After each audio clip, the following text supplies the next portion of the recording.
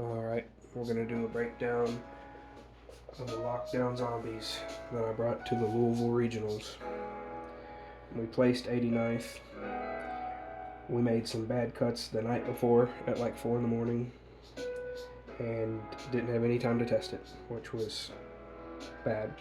Let's make sure not to do that again.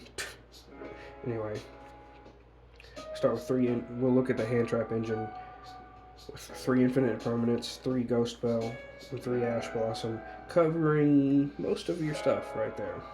Now, past that, there's Droll Lock, which is great for stopping certain decks. Nibiru, also great for stopping certain decks. And DD Crow, all around, usually finds a pretty good purpose with a lot of the graveyard stuff that's happening. And then Called by the Grave, and Triple Tactics Talent for your counter hand trap stuff. This is just in case you get hand trapped on your turn. You can recover a little bit. Either counter it completely, or at least draw some cards to recover. Now these 3 cards could almost just be straight up side decked, because they're not as important as our 3 main hand traps, and they only see play against certain types of decks, so it's best probably just to side these all together instead of maining one of each, which is what I did because I was trying to cut things down a bit. But in hindsight, probably side deck those. Onto the zombie engine. 3 zombie world, 1 foolish burial, 1 card destruction, 1 reasoning. That's a zombie toolbox right there. Get into most anything you want, starting with these and any other starter will get you where you want to be. So got 2 Doom King Baylor Dock, boss monster, awesome card. 3 Uni Zombie, 2 Banshee. Uni Zombie is your starter. You want to see Uni Zombie in your hand most of the time, unless of course you open border and want to go with the Eldritch Lock. You got 2 Banshee to search your zombie world and protect zombie world. Always good to recur this. Vampire Freylin, 1 copy. 1 copy Gozuki, 1 copy Mizuki, 1 copy Mad Mauler, 1 copy Bloom. Gozuki is kind of like your backup starter if you don't get Uni, but since he's not a tuner, he can't help you get to certain things. However, he can be a great combo extender. If you get Uni and you need to get something out of your hand, Gozuki can do a lot of nice plays. Next we'll go to the Eldritch side of the engine. 3 Inspector Border, which honestly didn't see these enough to get a good feel, you know. And like, it would have been respectable if they got infinite and permanents or whatever, but I just really didn't see them on turn 1 where it would matter in most every game. I think there was 1, maybe 2 games where I drew into it kind of late, and it doesn't matter as much at that point. But yeah, this is a great card to start with. Not such a great card to draw into unless it's literally your last hope.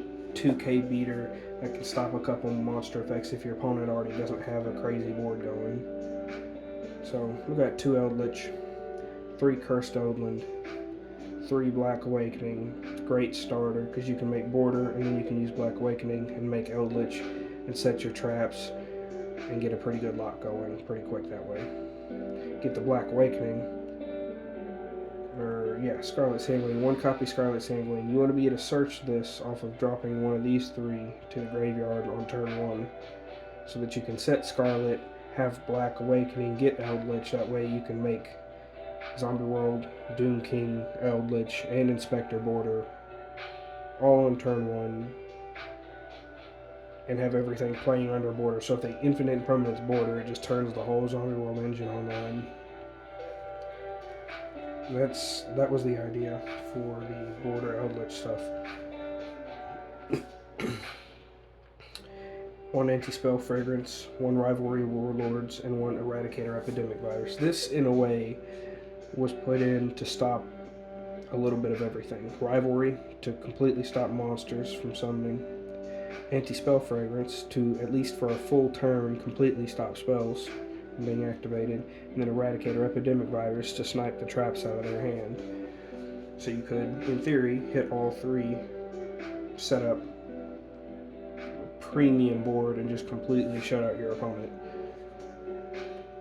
We did some testing with these three, and it worked out pretty interestingly. We've got 3 summon limit, 3 skill drain, and 3 solemn judgment to end the engine. And what I'm going to say is we cut Dragon Necro, Nether Soul Dragon from the extra deck. That was an awful idea. It did not pay off for us. Dragon Necro's coming back. I already put him back in the sleeve. That's how upset I was about it. The other thing is danger monsters. We cut the danger engine. For what reason, I can't even remember. But the dangers need to come back. They pretty much unbreak our hands and set us up for certain combo scenarios that there's no other way to get to. So, the extra deck, Dragon Necro, Nether Soul Dragon, Odlich, the Mad Golden Lord as your other fusion, Vampire Sucker, Sheer New Skill Saga Supremacy, Underworld Goddess of the Closed World,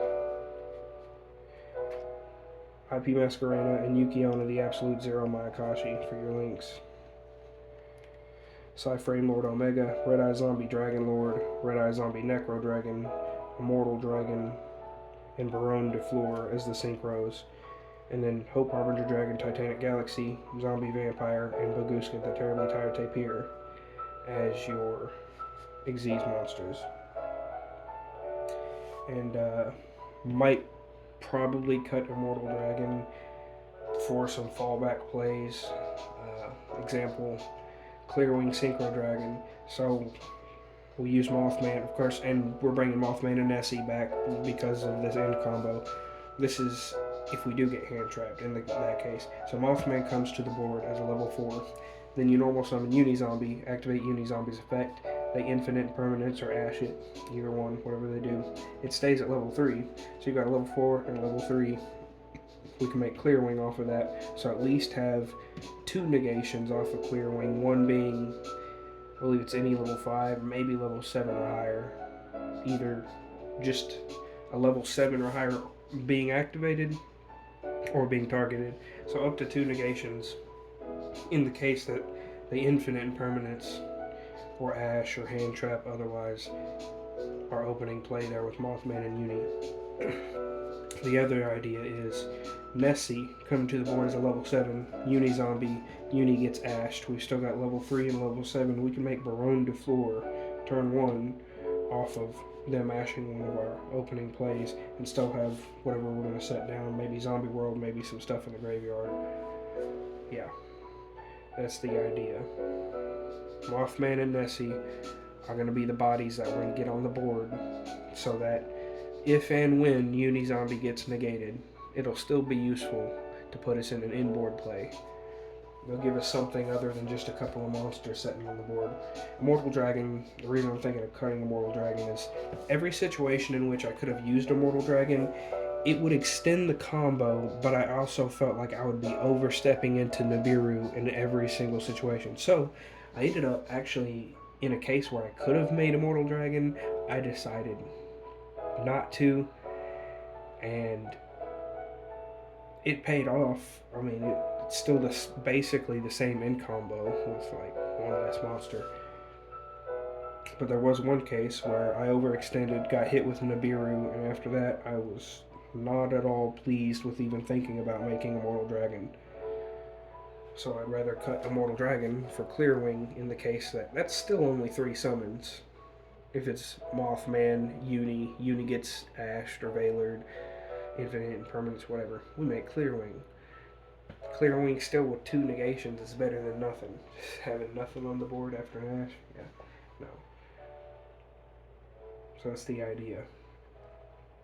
We want to be able to fall back into some negation play, something to protect our board, as well as the back row that we're going to be playing with.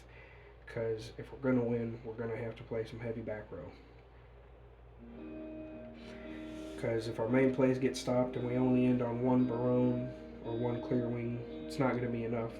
There's ways to get through that. So Zombie World, Doom King, bunch of face downs, even Inspector Border if we have to go that route first. When we make our border, return to our turn, make a monster, link summon, and then we make the combos anyway. So border just buys us the time that we need if we open with them. So you've seen the extra deck, main deck, the side deck. We had 2 extra Triple Tactics talents, 2 extra Droll, 1 Forbidden Droplet, 2 Nibiru, 2 Fantastical Dragon Phantasme, which I was excited about putting this in, but I never found a game or a case in which I felt comfortable citing them in, because it really depends on the opponent. Like, they have to make Link monsters. Yes, it's a great card if you know you're playing a Link deck that has to make Link monsters. Yes, it can be a great card, but I just never cited it in, never felt like I could be sure. Past that, we got 3 evenly matched, which I believe one game I actually did end up citing those in, and I did not see them. However, I don't know how much it would have helped anyway. And then to end off the side deck, the 3 Cosmic Cyclones. You know why they're there. Well, that's the end of the profile for now.